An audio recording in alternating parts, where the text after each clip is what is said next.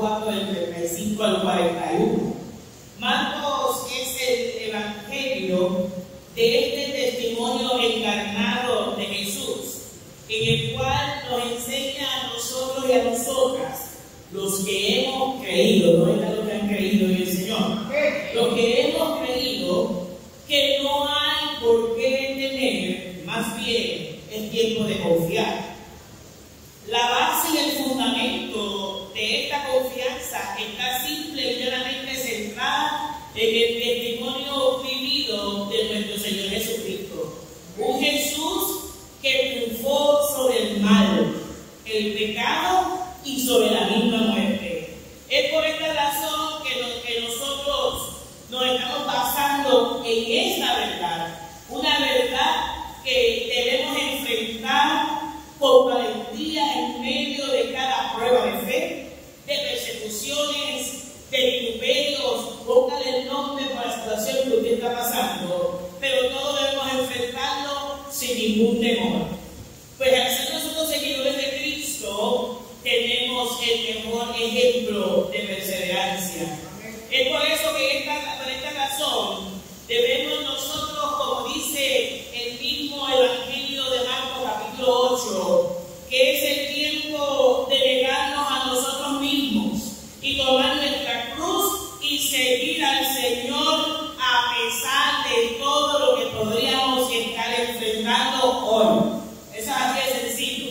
Y Marcos también nos enseña que todo lo decidido por hacer Dios por nosotros, o sea, todo lo que Dios decidió hacer por nosotros, fue a causa del humano cuando le dio la espalda a Dios. Nosotros le hemos dado la espalda a Dios y Dios sigue como el cántico que decía mi hermana ahorita, su misericordia nos alcanzó. La misericordia de Dios, ¿verdad? Así que, ¿qué hizo entonces este Dios poderoso? Morir por nosotros y por nosotras. Así que esa era la misión de Jesús, dejando sentir que su reino en verdad, como dice Marcos, está cerca de nosotros. Así que la historia del capítulo 4 de Marcos de esta mañana nos dice que Jesús había pasado un día intenso, un día en que Jesús había estado enseñando junto al mar. Llegó tanta multitud que tuvo que montarse en una embarcación. También nos dice que en este mismo capítulo nos presenta 3 parábolas: la del sembrador, la del crecimiento de la semilla y la de las semillas de la mostaza. Y vamos a sumarle a eso que la gente, al escuchar un evangelio diferente en el camino, se acercaba más mente a Jesús, y posiblemente, estoy casi segura, que Jesús tuvo aquella deferencia de atender a todo aquel que se acercaba con sus necesidades. Pero hay algo bien interesante en el texto de esta mañana, y es que este texto bíblico, más allá de enseñarnos el Jesús del ministerio y de la misión, también nos enseña claramente la humanidad de Jesús, un 100% hombre también, ¿verdad? Así que este Jesús, en el versículo 25, nos está diciendo que luego de terminar de compartir la palabra y hacer todo lo que le dije anteriormente, luego de hacer todas esas cosas, sin cambiarse de ropa, sin comer bocado, sin hacer ningún otro arreglo, Jesús decide ir con los discípulos al otro lado del lago de Galilea. Oiga bien esto. Luego de haber hecho milagros, luego de haber caminado sobre las aguas, en ese mismo río, luego de tantas experiencias, el texto me está diciendo que Jesús rápidamente tiene otra cosa que hacer. Y yo me pregunto, ¿cuántas cosas tenemos nosotros que hacer todavía? Después de preocupar en la agenda, ¿verdad? Oiga bien, el texto cita que despidieron a la multitud, la despidieron, y emprendieron un viaje al otro lado.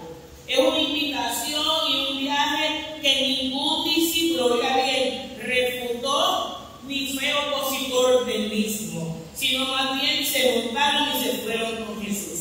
Pero mientras uno va leyendo y buscando, yo le encontré como un mariposeo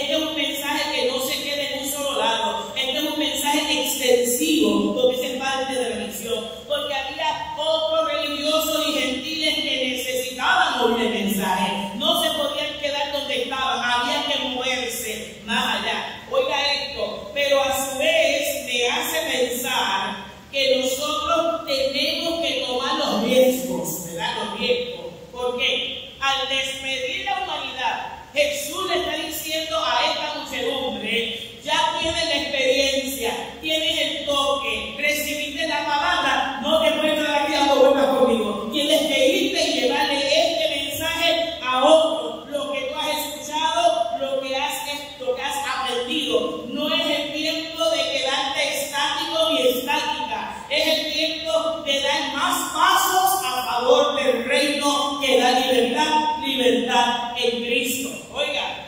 entonces es donde Jesús se convierte una vez más en ese verbo encarnado que lleva la buena nueva y quiere llevársela a otras personas. Es un Jesús completamente en una faceta humana, pero a su vez espiritual. Dice el escrito que luego que despide a la multitud, se monta en el barco y se va con los discípulos. Oiga bien, dice que se quedó dormido. Y mientras el texto habla de que se queda dormido, dice que inmediatamente, mientras ellos van en la travesía, los sorprende una tormenta. Quizás es un texto que hemos escuchado muchísimas veces. Los sorprende una tormenta. Y aquí hay tres palabras que a mí me hacen pensar. Más allá de la pedida multitud, número 2, que se queda Jesús dormido, y el número 3, que se desata una tormenta. Luego de todo esto, de haber pasado un día pesado, que es lo que dice el texto, en la agenda espiritual de Dios no hay descanso. ¿Okay? Y frente a eso, Jesús se conforma con lo que ha hecho hasta ahora, sino que sigue trabajando en favor de este reino. Y les pide a la multitud para que haga la gestión que Él le ha dado, que es una palabra de libertad. Oh, tiene lógica eso, tiene lógica, porque no te puedes quedar estancado donde estás. Y otro lado, despedir la multitud para los discípulos, oiga bien, les está diciendo: todavía nos queda trabajo que hacer. No nos podemos quedar aquí sentados en el chichichijá de los logros que hemos tenido hasta hoy. No. Queda trabajo que hacer. Otro punto importante, le dice con movernos al otro lado: no te confíes en tu propia prudencia, no te confíes en tu propio ego, no te confíes, porque toda la gloria es de quién? Para Dios. No te confíes ni te vanaglories por lo que ya has visto, porque ellos andan con Jesús, han visto los milagros, y Él tiene que sacarnos del área, porque nos quedamos dando vueltas en ese gozo, en esa alegría. Pero es que el gozo, la alegría es de Dios, pero se va caminando, se da en el otro proceso. Oiga, qué interesante esto. Pero pienso que en el texto hay dos formas de dormir: la nuestra y la de Jesús. Este dormir nos sucede a todos, discípulos y discípulas. Eso nos sucede a todos. Cuando pensamos que ya lo hemos alcanzado todo, ya yo llevo 40 años en el Evangelio, que no yo puedo hacer, y dormimos el sueño de los justos, ¿no? Más que eso, nada va a ocurrir, todo es lo mismo, el Evangelio es lo mismo, no. Entonces invadió la palabra, porque dice la palabra que es una fuente de vida, que nos renueva cada día, que no es un agua estancada. Entonces me sigue diciendo que al otro lado nuestra fe puede marcar otras personas, otra gente, y nos dice: nos podemos cansar, no hay pecado en eso, porque las 10 vírgenes también cabecearon y se durmieron. 5 fueron sensatas y 5 insensatas. Así que se vale cabecear, lo que no te puedes dormir en los laureles. Hay que levantarse y seguir caminando en pos de lo que Dios quiere. Por otro lado, a veces este dormir en nosotros se puede convertir en una fe que ha menguado. Muchas veces queremos ver algo visual, y lo que Dios anda haciendo con nosotros en medio de las tormentas nuestras es que nos quiere trabajar con nuestro interior, con nuestra mente, alma, corazón y sobre todo con nuestro espíritu. Pero el dormir de Jesús, oiga bien, es esta humanidad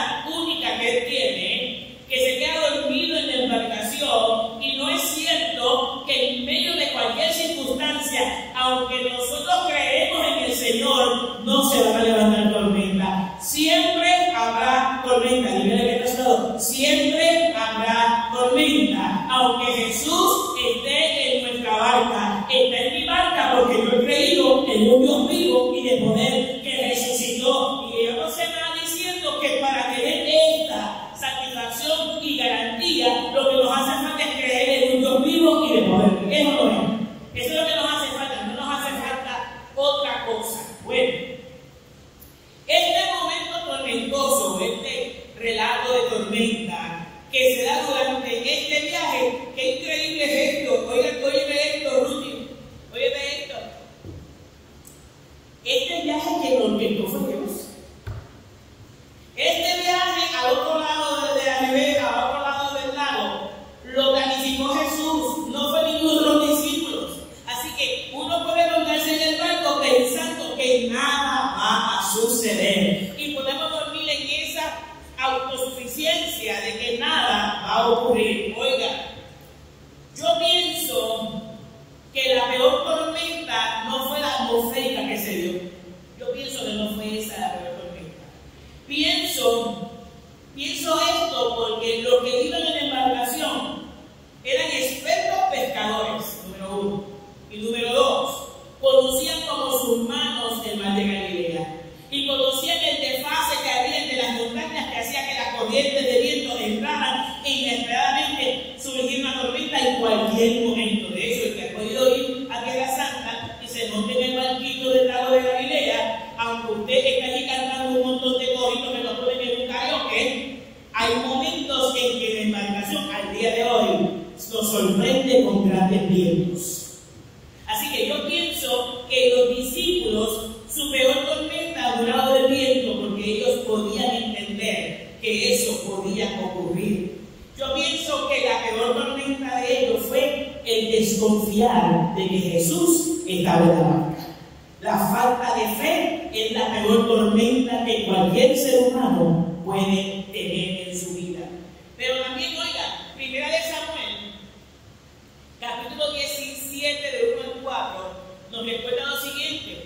Mientras el Evangelio de Marcos me habla a mí de tormenta, Samuel me habla que en cualquier momento se puede aparecer un gigante como Goliat en nuestra vida. En cualquier momento no estamos exentos de vivir momentos terribles, momentos de burla, de persecución, de ofensa, de humillaciones. En nuestra vida se nos aparecen las cosas como dijo Rubén Rey: la vida de las sorpresas, sorpresas te da la vida. Pero no es cuestión de vivir la vida, es confiar que en mi vida hay alguien que tiene el total control siempre, que es Jesucristo el Señor. Eso es lo que yo tengo que tener muy en mente. Hoy tenemos que enfrentar fuerzas contrarias, y las primeras fuerzas contrarias están dentro de nosotros, de nuestras psiquis, de nuestras acciones, de nuestras actitudes, de nuestras decisiones. Esa es la peor tormenta que podemos vivir nosotros. Aún Dios habitando, porque lo hemos testificado, lo hemos hablado, aún Dios viviendo entre nosotros, también tenemos tormentas que nos hacen flaquear y dudar y ver las circunstancias como tormentas o como gigantes. Los discípulos les sorprendió una tormenta, pero yo creo que luego de vivir tanto tiempo de victorias y de milagros, ya ellos habían enfrentado pocas tormentas. ¿Y sabe qué es sencilla una de las tormentas? El morir a Dios. Eso es una tormenta. Tenían que dejar de ser yo para que Cristo viva en mí. Eso es una tormenta, porque no es tan fácil. Es lindo decirlo, pero vivirlo es otra cosa. Esa es otra cosa. Más que eso, quizás en esta mañana hemos encontrado tormentas y gigantes que se llaman problemas de salud, que se llaman hijos enfermos, que se dice una vejez solitaria, un diagnóstico inesperado que no queremos, que no lo queremos, que puede estar ahí sobre la mesa, pero no lo queremos. Problemas económicos, un país que carece de las cosas básicas como es la luz y el agua en este país, donde la canasta básica no la podemos trabajar, como quien dice. Nos está diciendo, hay tormentas, habrá tormenta en su casa en esta mañana. Dígame usted, ¿hay tormenta en su casa? Nos está diciendo en esta mañana, póngale nombre a su tormenta. No importa cómo azoten los vientos, si Dios está en su embarcación, usted confíe que Él tiene todo bajo su control. Es cierto, no es mentira. Las tormentas son intensas y violentas. Intensas y violentas. Pero en este mundo que vivimos, nada podemos esperar. Y hay un cántico hermoso que dice: mi esperanza está en Jesús.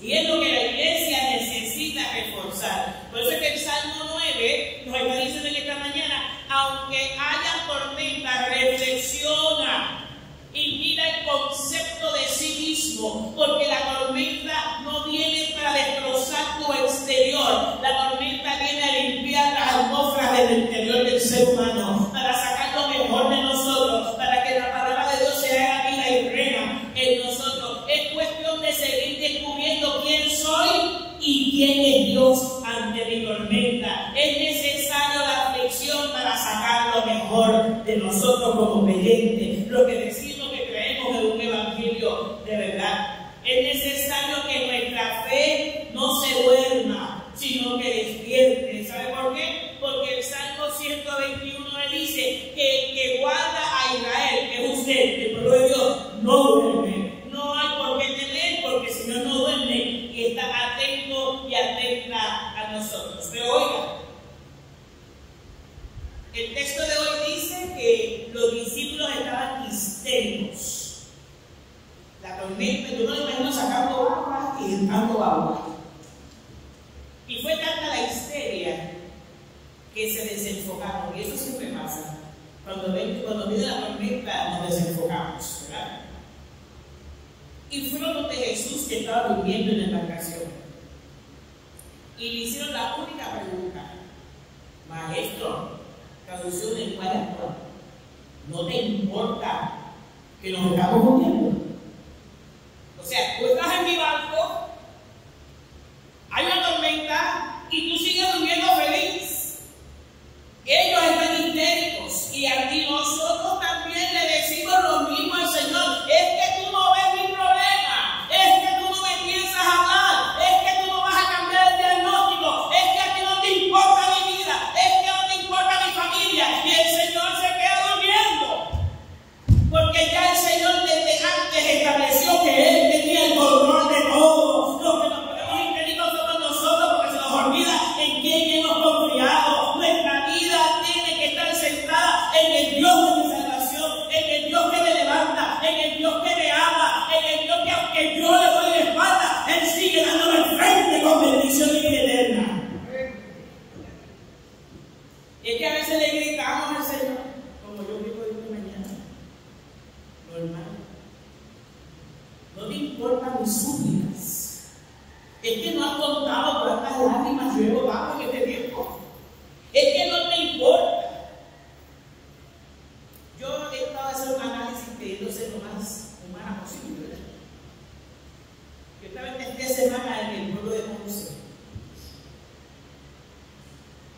y pude ver, sin mérito de criticar, este país está, como dicen en el mundo, el canal de los realities.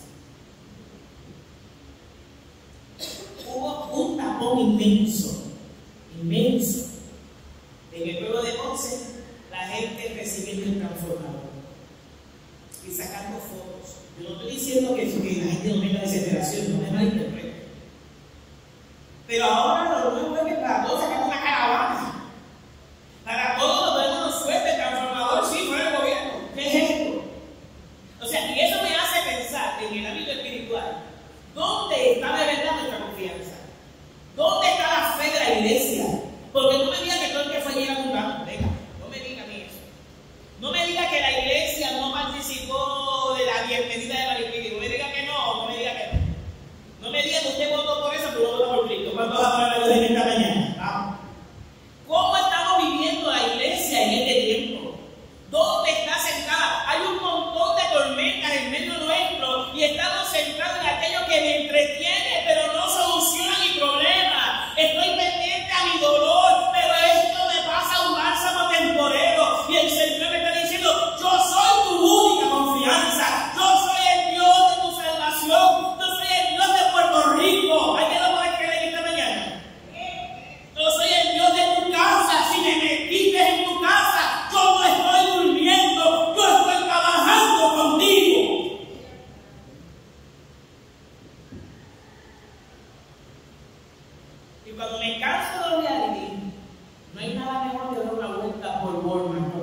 Señor.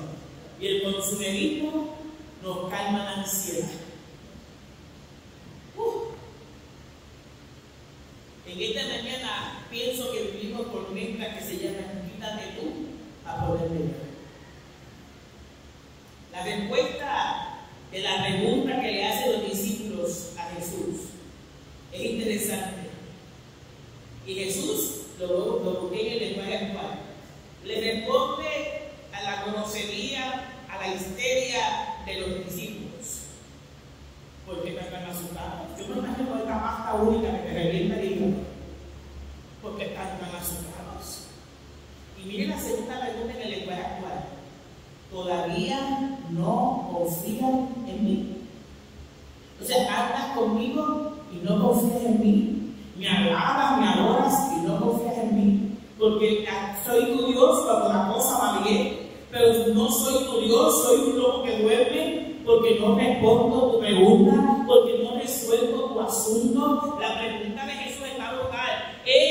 ¿Por qué están tan asustados? ¿Cuál es el miedo? Si yo estoy aquí, o es que ese miedo es producido porque no confían en mí, porque todavía no confiamos en su palabra, porque todavía no creemos que los procesos de la vida, que lo hablamos la semana pasada, cuando la semilla se siembra, salen las raíces, el tallo, la hoja y el fruto, son procesos que no podemos dejarlos de vivir para poder seguir creciendo en fe en el Señor. Oiga esto, hay que vivir los procesos, hay que vivir este tiempo, pero tenemos que vivir en la fe, una fe que es capaz de cambiar nuestros pensamientos y nuestra forma de ser. No podemos seguir dando tropiezos o tratando de torcerle el brazo a Dios. A Dios no se le torce el brazo, Él es único en su clase y Él operará conforme a su voluntad por nosotros. Y Jesús no discutió con nadie, no peleó con nadie, ¿sabe qué hizo? Se levantó y mandó a callar los mares y los vientos. Claro, Marcos está diciendo con esto que Jesús tiene poder sobre todo, hasta de la naturaleza. Que no hay nada que Él tiene poder de todo. Sana, levanta, resucita, pero también tiene todo el poder. Que el reino que está en medio de nosotros tiene poder absoluto de todo. Eso es lo que está diciendo Marcos. Está diciendo, no es cuestión de que yo calmara los vientos y la tormenta. No. Lo que Jesús reprendió fue la ansiedad, el miedo, la desconfianza de los discípulos, porque luego que callan los vientos y los mares, le dice, ustedes, gente de poca fe, ¿qué pasó ahí? ¿Qué pasó aquí? No soy yo el Dios de su salvación, no soy yo aquel que ustedes han creído. En esta mañana tenemos que poner a correr nuestra fe. Ya no podemos seguir viviendo en este mundo tormentoso sin fe, porque entonces no vivimos, sobrevivimos. Pero Dios nos está dando vida y vida en abundancia. Y la vida en abundancia no empieza en el cielo, empieza aquí, en la tierra.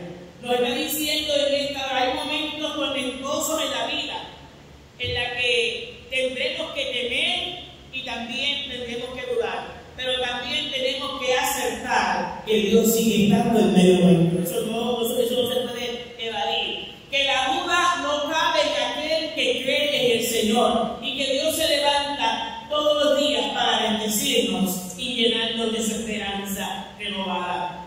Llevar el temor y el pánico por la falta de gozo me sigue diciendo que vivo en una tormenta.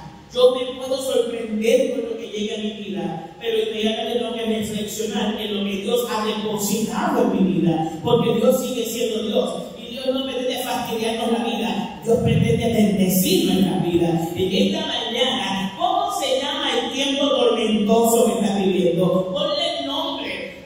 Porque es que yo quiero que Dios se mueva como yo quiera, pero es al revés. Porque si Él tiene control y Él es el Señor, Él es el dueño, Él es el que dice, Él es el que hace, es tiempo de confiar que algo Él está obrando. No tengo que ver. No me dijeron que viera, me dijeron que creyera. ¿Cuántos pueden creer en esta mañana? No llega a la casa, no llega el carro, no llega lo que no llegue, pero llegó Jesús. ¿Cuántos pueden hablar su nombre? No llega el diagnóstico que yo quiero, pero está Jesús en medio mío y